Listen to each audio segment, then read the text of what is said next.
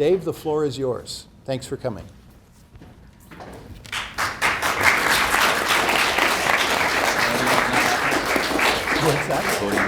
Okay, as Professor Hayes mentioned, my name is Dave Gall. I currently work at the library, but have done some work on Remembrance Day. Looking at it essentially from 1919, from its inception through till about the 1980s. The focus of my particular research has been in Ontario, and it's been after the Second World War. I've tried to look at the different ways in which this day has been interpreted at various points since its inception, how it's been commemorated, the meaning that's been attached to it, who was attaching the meaning, who was included and excluded, those sorts of things. The research is still in progress, so don't judge too harshly. There's not a lot of literature on Remembrance Day. The main one, I think, would be Jonathan Vance's Death So Noble, which isn't really about Remembrance Day per se, but has a part about Remembrance Day.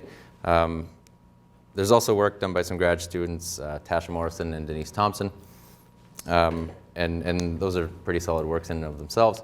But there's room, I guess, to be expanded upon. The sources that I've looked at include things like Canadian government materials, Ministry of Education, publications. McMaster has a neat archive of radical publications, so that was interesting to get into. Newspapers and other publications such as the Royal Canadian Legion's, what was a Legionary and then became Legion magazine. So what I'm going to try and do is give a little background, set the stage, as Professor Hayes mentioned, on the evolution of Remembrance Day over time as we've seen it. So we will start in the 1920s. This is where Jonathan Vance in Death So Noble does a great job of sort of laying out the way that a myth was created, essentially, in Canada about the First World War.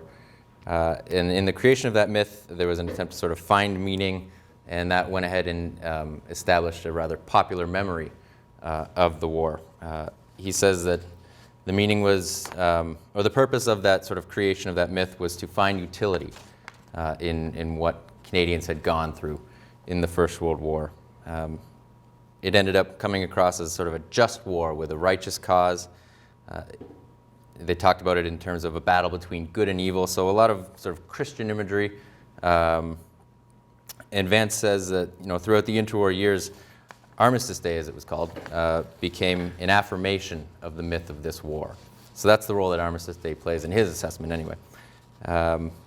He called it a day to pay tribute to the men and women who had laid down their lives in a just cause and to reflect upon the nobility of the sacrifices made for Christianity and Western civilization. So Armistice Day is where we'll start. And that's first proposed in Canada by Isaac Pedlow, the MP for Renfrew South, in April 1919, though no official action is taken on that. He suggests setting aside the second Monday of November as a perpetual memorial to the victorious conclusion of the recent war. So not a lot of the same associations we would have these days with what it means. It implies more of a celebration of victory than rather a national day of mourning. But the first actual Remembrance Day comes about from a special appeal from the King to the Empire, in which he asked for an anniversary of the armistice which marked the victory of right and freedom, that the 11th hour of the 11th day of the 11th month, that there may be a brief space of 2 minutes a complete suspension of all our normal activities, all work, all sound, and all locomotion should cease, so that the thoughts of everyone may be concentrated on the reverent remembrance of the glorious dead. So it's not even a holiday to begin with right in 1919. It's only that 2 minutes that is set aside. But this shows a sort of commemoration of both the victory and the sacrifices that will become popular. In 1921, the Armistice Day Act is passed, and that's proposed by H.W. Mowat, one of the members of Parliament, and he proposes that Armistice Day and Thanksgiving be on the Monday in the week of November 11th, and that bill passes in 1921. And that's the way it remains, actually, throughout the rest of the 1920s. They link both Thanksgiving and Armistice Day.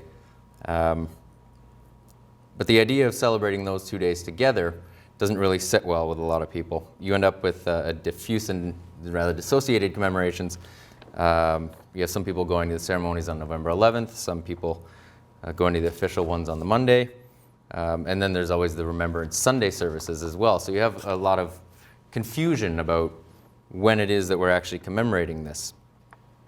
Throughout the 1920s and even in the 1930s, they still have things like armistice balls or dinners to help sort of celebrate the victory, and they have a very martial tone to them. At this point in time, the poppy in 1921 becomes a popular symbol on Remembrance Day and of remembrance. And so it's a lot of these symbols that sort of have their start here in the 1920s and that are utilized throughout the decades and the generations that follow to sort of convey ideas about remembrance. And so it creates a vocabulary, rather, that is utilized when talking about this day and its meaning. Those poppies are produced by 1925, the Canadian Legion takes control of production. And they're produced in vet craft shops by disabled soldiers, and this continues up until 1996 until they're sort of privatized. So these become a potent symbol associated with Remembrance Day. Another important sort of stage setting is the actual creation of the Canadian Legion in 1925, or what will become the Royal Canadian Legion in 1925. Throughout 1917 and 1925, there were 14 or 15 national veteran organizations. The most prominent was the Great War Veterans Association. And this is important because they essentially take ownership of commemoration. And in their statement of principles, they say that one of their purposes is to perpetuate the memory and deeds of those who have fallen or who die in the future, to promote and care for memorials to their valor and sacrifice, and to keep an annual Memorial Day. So you have sort of a group that becomes responsible, I suppose, for the popular messaging. But commemoration is only part of their express purpose. They're also a veterans' rights organization doing a lot of work for the veterans at this time. So anyway, throughout this period, reinterpretations of the myth that Vance talks about are not popular, and those who do speak out against them only really do end up reinforcing the dedication to the myth on the part of the Canadian population. So the questioning the war isn't a popular subject. In 1931, Remembrance Day actually becomes, Armistice Day actually becomes Remembrance Day, and it then is fixed to November 11th.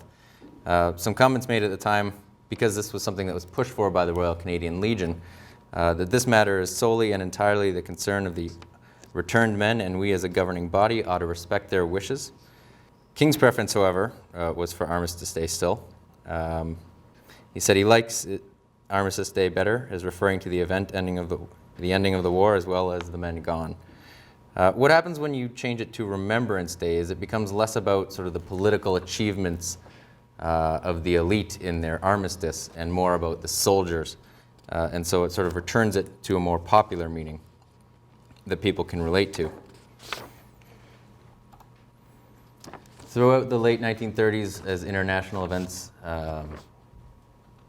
precede the coming of the war, the messaging that is related to Remembrance Day becomes more about peace and avoiding further war.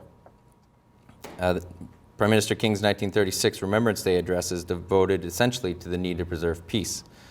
There's a growing emphasis on peace, but this is still competing with the military tenor of these Armistice Day or Remembrance Day celebrations, something which King himself didn't approve of. So there is a degree of pacifism in the 20s and 30s, but this never really gains much momentum in the face of fascism and the threats to the international security that are posed. Into the 1940s, we've got the Second World War breaking out, and this, in 1939, becomes apparent that the war to end all wars isn't actually what it was. And so a different emphasis then is placed on the meaning of the sacrifices made by those in the First World War. Particularly the Royal Canadian Legion uses Remembrance Day to essentially promote the war effort. They were one of the first groups to call for a total war effort from the Canadian government, calling for a complete and unrestricted mobilization. Every man, every dollar, every industry must be placed immediately at the service of our country. And that informs the way they speak about Remembrance Day throughout the 1930s. Pardon me, the 40s. Poppy Day appeals are preceded by asking a war-minded Canadian public to remember the sacrifices made by the men who fought for our country's freedom. And McCrae's poem, the imagery that's found in there is very much employed as well through this. When they ask, on the 25th anniversary of your armistice, when it comes around, and once more your country is at war, the challenge rings out louder and clearer than ever, take up our quarrel with the foe.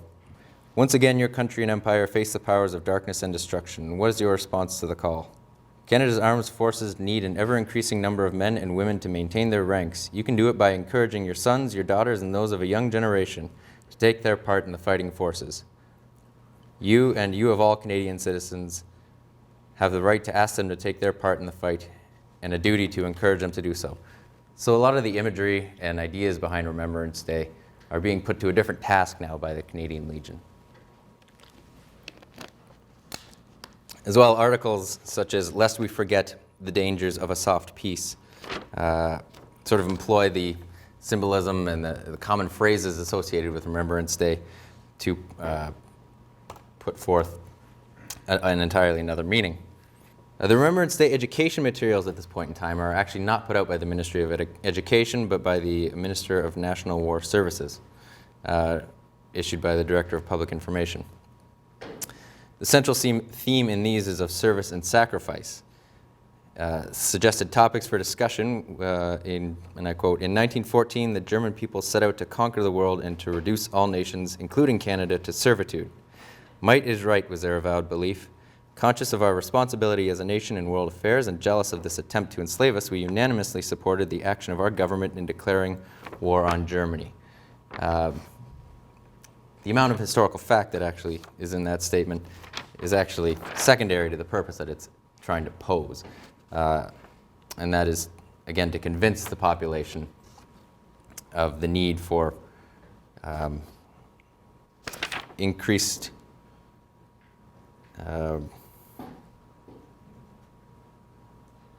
what's the word? There you go, mobilization. So it's clearly overly patriotic, and this continues to sort of perpetuate that myth of the First World War. So the big change to Remembrance Day, I suppose, comes then when a whole entire new group of veterans returns from the Second World War. Questions of whether or not it will remain November 11th become important. A Gallup poll done and released in July 1946 asks, "There has been some discussion about changing the date of Remembrance Day from November 11th to VE Day or VJ Day. Have you any feelings about this?" 43% of those that responded had no preference on whether or not the day was changed. And actually thinking of this morning, the biggest consideration in the minds of those Canadians who favor VJ Day is the fact that the weather is likely to be more suitable for outdoor meetings. So that was 12% of the respondents there, and I can see why they might come to that conclusion. But most importantly, one of the other responses was that to those who selected VE Day, the argument was that the day means more to the present generation. So the government is also concerned with this day, and the Royal Canadian Legion continues to affirm November 11th. Cabinet agrees in 1945, and that it becomes a day for those who have died in both Great Wars.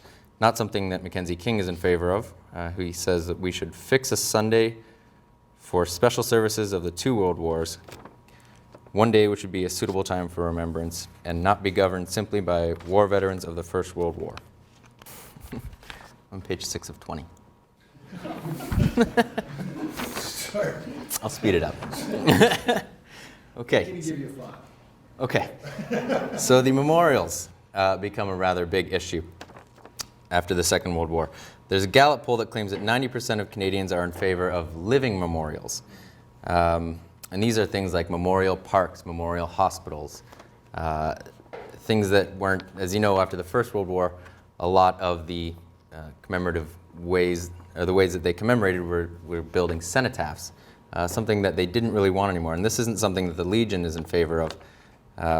And they call these useful memorials in an editorial a hypocritical sort of economy akin to giving mother a washing machine for Christmas. The National Director of Physical Fitness replies to that and says that giving community facilities shall achieve something lasting that would have the blessing of those who have died for Canada. So again, sort of invoking the memory of the soldiers and what they gave and what they would be proud of and what the sort of meaning that you're supposed to give to their sacrifices. Some people here might remember Waterloo Memorial Arena, which are no longer with us. That was one of these living memorials. And so the Legion, in a sense, does have a point that these things aren't going to be permanent reminders of a sacrifice. They will eventually lose their utility. So we'll quickly move into the 1950s, where things like the Cold War era and the Korean War and peacekeeping become rather large issues for Canadians, and these also have an impact on the understanding of Remembrance Day. The issue of how to memorialize comes back to the forefront, and it's determined that there should be a national shrine of remembrance, because the war memorial that we had at that point was unveiled in 1939 was only to the dead of the First World War. And so they put forth this idea for a monument that was to be on Nepean Point in Ottawa. And that's what it would have looked like. It was to be an 80-foot high national memorial to honor all of Canada's war dead, which would house the subsequent books of the war dead. It was to be completed as a centennial project at the cost of $1.5 million. So the educational materials that I looked at are now published by the Ministry of Education. They're relatively simple-looking, formal. They include traditional poems and hymns.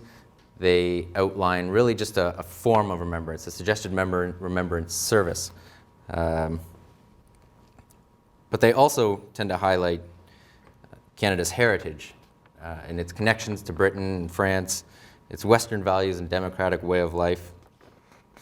So we'll move into the 1960s, where some of the more interesting things occur. It is during this era that you have sort of Vietnam and civil rights and growing student protest movements. War, to an extent, becomes a dirty word and associated with not the sort of glorious deaths that would have happened or that they would have associated with the First World War. There's also more of a priority on Canadian culture with things like the B&B Commission, the Canadian flag coming around centennial, as well as multiculturalism. The Nepean Memorial that I mentioned earlier is approved for construction, as it had been by successive governments prior to that. But it actually, in 1963, has to be put on hold, as there is some significant criticism for this Shrine of Remembrance in the public sphere, and in particular in Ottawa newspapers. So that's put on hold. It never actually gets picked back up. So we'll move on to student movements and protests. There are a number of different groups, some of them more popular than others. The big one was the CUCND, the Combined Universities Campaign for Nuclear Disarmament, which later became the Student Union for Peace Action. They do things like organize folk festivals. This one occurred on November 11th, and it's called Song of Survival. They're also responsible for using such tactics as silent vigils that become sort of a popular mode of protest. And usually those would be held in around Remembrance Day anyway, at the whatever war memorial in whichever city in the days prior to the 11th of November. In 1964, that student group, the CUCND, actually organizes a Students Remember, which was a week dedicated to the search for alternatives to war. And it's neat that actually a planning document from one of their ad hoc meetings is something that I found in the archive. And they talk about changing the meaning of the symbols, envisioning a different theme to their gathering as the military service is in the way of the fight for liberty and peace and is not relevant today. They look at it as a time to remember and rededicate yourself and to look forward, not to advocate for political issues. So they call for a dedication of our generation for peace because of the sacrifice of other generations. Again, employing ideas like sacrifice and the meaning of it, and giving up lives for peace, and sort of applying that to their own outlook.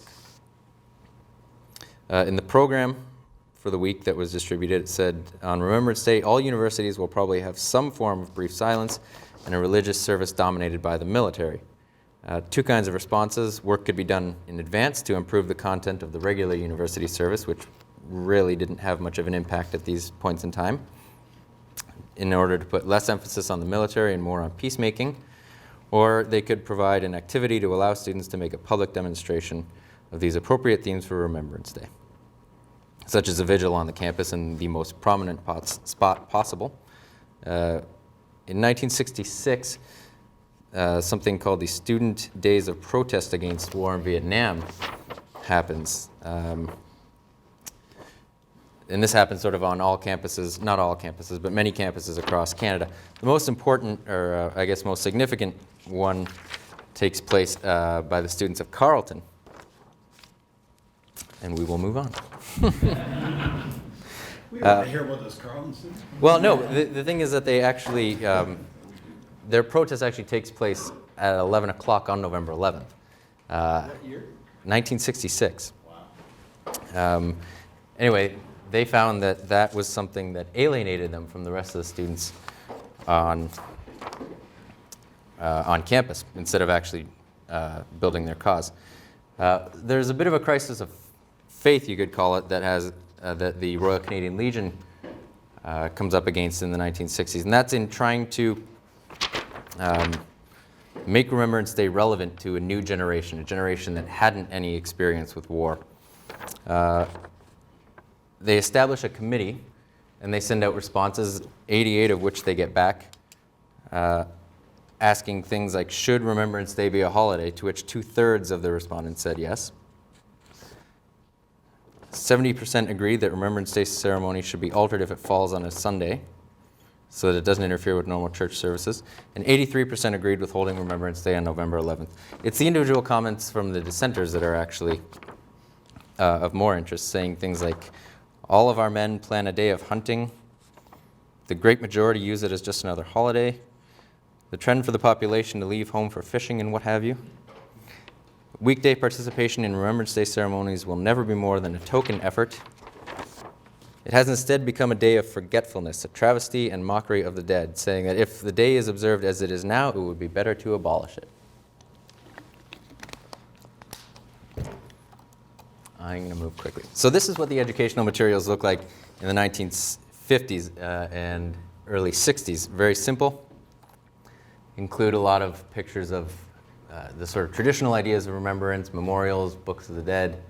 And later on in the 1960s, there becomes, in an attempt to make it more relevant to the youth, they have an attempt to change the meaning of it and make it more practical so that you get pictures of community involvement instead. And the covers look more like this. And they try to use a lot more of the students' work themselves.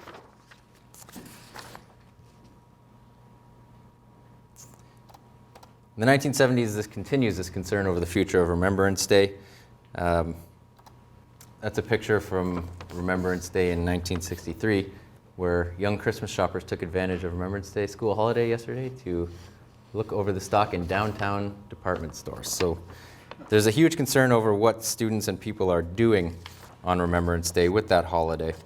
And so they come up with a campaign, If You Can't Remember, Think, is what it's called. So this is an attempt to reach out to the youth, the 13 million people under 30 who actually haven't had any connection to war and who need Remembrance Day to be made relevant to them.